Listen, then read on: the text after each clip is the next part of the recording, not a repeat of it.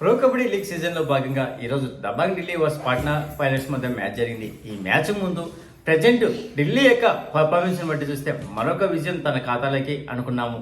అలాగే ఈ మ్యాచ్లో కూడా ఫస్ట్ హాఫ్ చూస్తే మాత్రం అలాగే అనిపించింది. సెకండ్ హాఫ్లో నుంచి సీన్ రివర్స్ అయింది. ముఖ్యంగా అంకిత్ స్కోయర్ అదేనండి రైడింగ్లో సబ్స్టిట్యూట్గా వచ్చినటువంటి అంకిత్, డిపెండర్ అయినటువంటి అంకిత్ ఇద్దరు చేసినటువంటి పర్ఫార్మెన్స్ ఈరోజు ఢిల్లీకి ఈ సీజన్లో మొట్టమొదటి పరాజయం ఎదురైంది.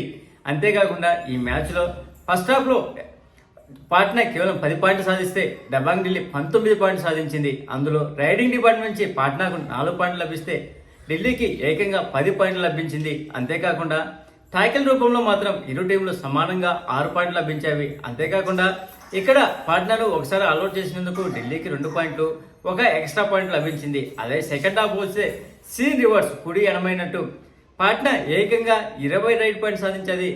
దబాంగ్ ఢిల్లీ కేవలం 11 పాయింట్లు మాత్రమే వచ్చాయి.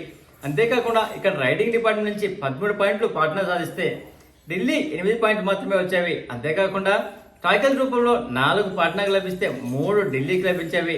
ఒకసారి ఢిల్లీని ఆల్అౌట్ చేసినందుకు పాట్నాకు 2 పాయింట్లు, అలాగే ఒక ఎక్స్ట్రా పాయింట్ లభించింది. ఇక్కడ మ్యాచ్ చివరి నిమిషం వరకు కూడా ఢిల్లీనే ఆధిపత్యంలో ఉంది. ఇక్కడ ఒక్కసారిగా ఆల్అౌట్ అయినందుకు గాను సీన్ రివర్స్ అయ్యి 33 పాయింట్ల తేడాతో విజయం సాధించింది పాట్నా. దీంతో దబాంగ్ ఢిల్లీకి ఈ సీజన్లో మొట్టమొదటి పరాజయం ఎదురైంది.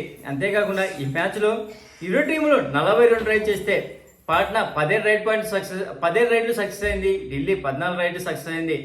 అదే డిపెండింగ్ విభాగం నుంచి చూస్తే ఇరు టీంలు 23 ట్యాకిల్స్ అటెంప్ట్ చేస్తే 10 సక్సెస్ అయింది పాట్నా, ఢిల్లీ 9 సక్సెస్ అయింది. అందులో ఒక సూపర్ ట్యాకిల్ పాట్నా చేస్తే ఢిల్లీ ఏమీ చేయలేదు.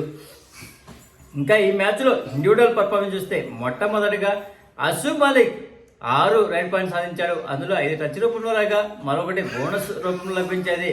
సుజిత్ 2 టాకిల్ పాయింట్ లభించాయి. సందీప్ 2 టాకిల్ పాయింట్ చేయగా ఇక్కడ అజంక్య పవర్ 4 టచ్ పాయింట్ చేశాడు.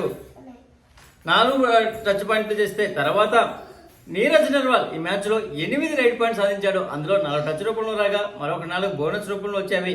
అలాగే సౌరభ్ నందల్ 3 టాకిల్ పాయింట్ చేశాడు.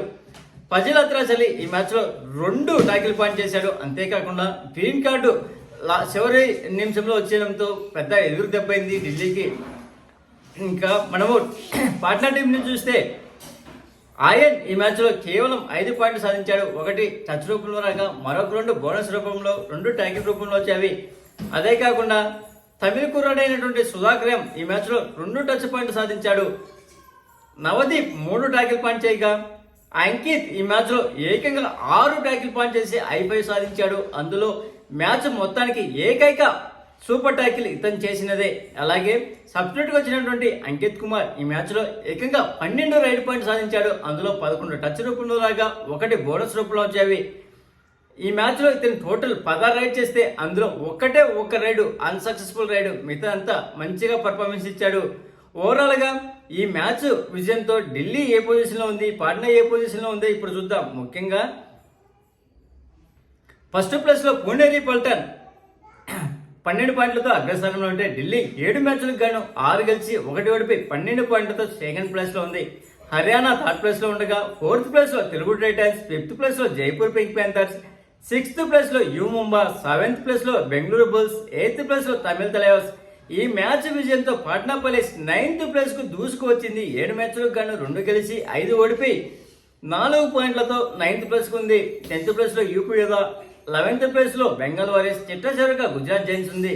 అదే కాకుండా ఇప్పటి వరకు రైడింగ్ డిపార్ట్మెంట్ నుంచి 109 రైడ్ పాయింట్లతో దేవాంగ్ అగ్రస్థానంలో ఉంటే 30 టాకిల్ పాయింట్లతో గౌరవ్ ఖత్రి ఫస్ట్ ప్లేస్లో ఉన్నాడు డిపెండింగ్ విభాగం నుంచి. ప్లీజ్ ఫ్రెండ్స్ లైక్ చేస్తే లైక్ చేయండి, కొత్తగా వచ్చిన వాళ్ళు సబ్స్క్రైబ్ చేయండి. Thank you. Signing off your Mahindra.